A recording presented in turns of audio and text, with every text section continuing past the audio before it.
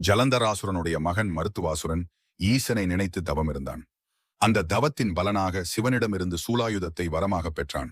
இதையடுத்து தேவர்களுக்கும் முனிவர்களுக்கும் துன்பத்தை விளைவித்து வந்தான். அதனால் அவர்கள் ஈசனிடம் சென்று முறையிட்டனர். உடனே சிவபெருமான் தனது வாகனமான நந்தியை மருத்துவாசுரனுடன் போர் செய்ய அனுப்பினார். மருத்துவாசுரன் சிவபெருமானிடமிருந்து வரமாக பெற்ற சூலாயுதத்தை கொண்டு நந்தியை தாக்கி 9 இடங்களில் காயப்படுத்தினார். அதை அறிந்த சிவன் கோபம் கொண்டார். அப்பொழுது அவருடைய 5 முகங்களில் ஒன்றான ஈசான்ய முகத்தினின்று அகோர மூர்த்தி தோன்றினார். இந்த அகோர உருவை கண்ட மாத்திரத்திலேயே அசுரன் சிவனிடம் சரணாகதி அடைந்து வணங்கினான். இந்த புராண கதை நடைபெற்ற திருத்தலம் மயிலாடுதுறை மாவட்டம் திருவெண்காட்டில் பிரசித்தி பெற்ற பிரம்ம வித்யாம்பிகை சமேத ஸ்வேதாரண்யேஸ்வரர் கோவில்தான் அது. சிவனை மனித உருவில் பார்க்கும் அதிசய ஸ்தலமாக இது விளங்குவது குறிப்பிடத்தக்கது. இக்கோவிலில் நவகிரகங்களில் ஒன்றான புதன் பகவான் தனி சன்னதியில் அருள்பாலித்து வருகிறார். அசுரனால் காயம்பட்ட நந்தி தேவர் காயம் கொண்ட மேனியுடன் சுவாமி நிறுத்த மண்டபத்தில் இன்றும் காணலாம்.